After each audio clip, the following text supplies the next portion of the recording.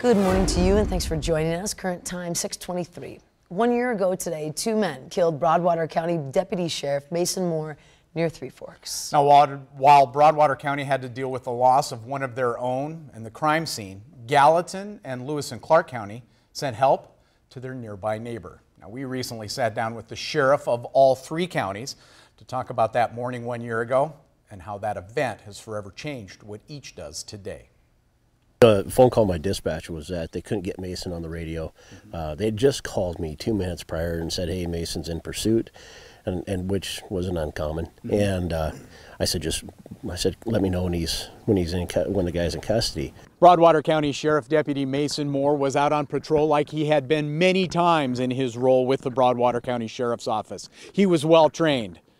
But that morning 1 year ago, no training could have prepared anyone for what would happen next. We got on scene and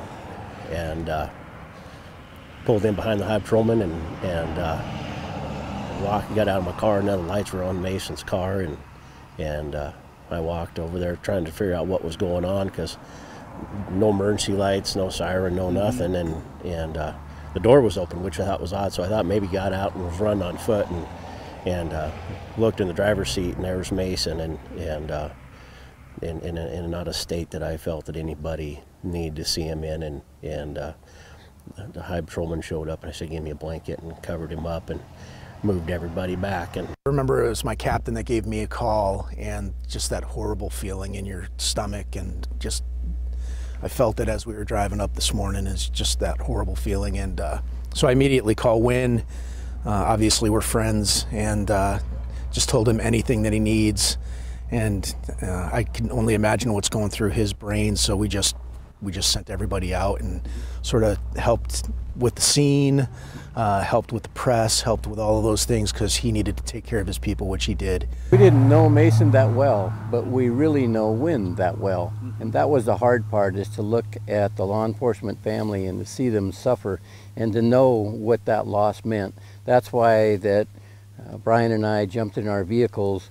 When you have something just like a family member that dies, other people come to stand there just the witness of presence. Is it different today? I mean, do you do things differently? You still have the task, but do you do things differently? Extremely different. You know, every night I go to bed worried about the phone ringing, and when the phone rings, you're going, "Oh, please, Lord, just tell me it's not something bad again." And we're hunting cops to kill. That was their mission. Had they turned left, it would have been one of ours. So at the moment, a split-second decision was Broadwater County instead of us. Our guys think about that all the time, and we remind them that every traffic stop could be something that turned into something fatal. Don't get complacent. 99.9% of the citizens of this state are fantastic, good, law-abiding people, and we don't want to treat every one of them as that 1%. You know what I mean? So we're still human beings, still the golden rule. We still treat people the way that they need to be treated, but have that in the back of your mind that, you know, be ready. We're fathers and daughters and husbands and wives and brothers and sisters to somebody, and they all love us, and at the end of the day they want us to come home. And you know, in reality, these people want to get home to their families, and we're on the same boat. We're just kind of in a short-term situation that shouldn't have life-changing effects to it. The tragedy of 1 year ago is something all three men say will be something that they'll never forget for the rest of their law enforcement careers. Near Three Forks, Chet Lehman, MTN News. Now, Deputy Moore was honored yesterday for giving the ultimate sacrifice in Washington, D.C., part of this year's National Law Enforcement Memorial Ceremony.